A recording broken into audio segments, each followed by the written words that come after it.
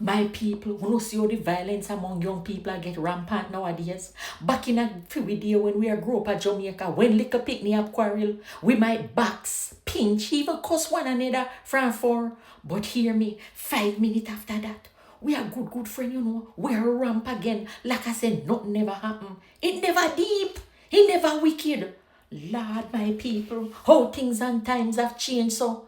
Back then, we never had much, but we did have respect, community, and a kind of love for one another. We feel different from what exists nowadays.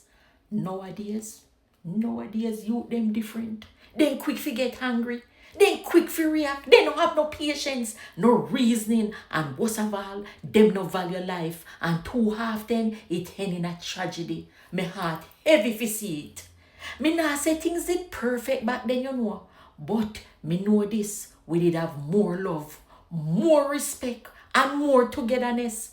Me no care who want vex, me still a go say it. The whole days them did different in a plenty ways. You see nowadays, we have to pray for we young people, you know. We have to go down on our knees and lift them up to Master God. Because me I tell you, my grandmother would have said, what a predicament.